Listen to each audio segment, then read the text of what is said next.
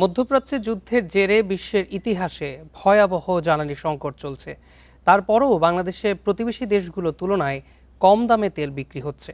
BPC বলছে, জনগণের ক্রয় ক্ষমতা বিবেচনায় জ্বালানি সরবরাহে সরকার সর্বোচ্চ চেষ্টা করছে। বিশ্ববাজারে দাম কমলে দেশেও দ্রুত সমন্বয় হবে বলে জানিয়েছে সংস্থাটি। ইরানে ইসরায়েল যুক্তরাষ্ট্রের হামলার জেরে প্রায় 2 মাস ধরে হরমুজ প্রণালী বন্ধ, যা সারা বিশ্বে জ্বালানি সরবরাহের অন্যতম জলপথ। এ পথেই মধ্যপ্রাচ্য থেকে দক্ষিণ ও দক্ষিণ পূর্ব এশিয়ার দেশগুলো বেশিরভাগ জ্বালানি আমদানি করে। কিন্তু যুদ্ধ পরিস্থিতিতে সরবরাহ ব্যবস্থা অচল হয়ে পড়েছে। এ সময় বিশ্ববাজারে অপরিশোধিত জ্বালানি তেলের দামও বেড়ে যায় 50 ভাগের বেশি। পরিশোধিত তেলের দাম বাড়ে আরও বেশি। বিশ্ববাজার থেকে বাড়তি দামে তেল কিনেও সরকার দেশের বাজারে 1.5 মাসের বেশি সময় ধরে দর অপরিবর্তিত রাখে। এ সময় ভর্তুকি গুনেছে দিনে গড়ে 83 কোটি টাকা। সবশেষ 19 এপ্রিল ডিজেলে 15 টাকা, পেট্রোলে 19 এবং অকটেনের লিটারে 20 টাকা বাড়ায় বিপিসি।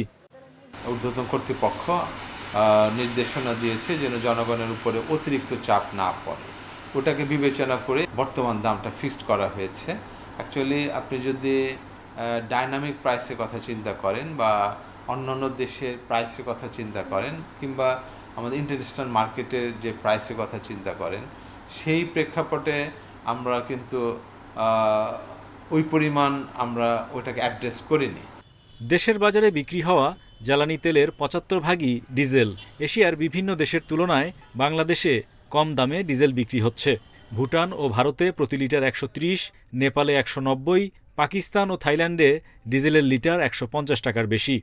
আমরা মনে প্রাণে চাচ্ছি যে এই যুদ্ধ পরিস্থিতিটা শেষ হয়ে যাক, এবং এটা আমরা পুরো ওয়ার্ল্ডই চাচ্ছে যে নেগোসিয়েশন মিটিংটা হোক, হয়ে একটা স্থিতি অবস্থা আসুক, যেন আমাদেরকে আর বাড়তি প্রাইসের দিকে যেতে না হয়, বরং আমরা যদি মার্কেট থেকে রিজনেবল প্রাইসে কিনতে পারি তাহলে আমরা সাথে সাথে এটাকে আবার অ্যাড্রেস করব কমানোর ব্যাপারে।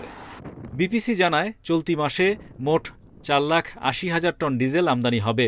এখন পর্যন্ত এসেছে প্রায় 2.5 লাখ টন। সমুদ্রপথে আছে বেশ কয়েকটি জাহাজ। এছাড়া 27,000 টন অকটেন এসেছে। বাড়তি চাহিদার কথা মাথায় রেখে আমদানি হচ্ছে আরও 25,000 টন। Hari Saha, independent news, Dhaka.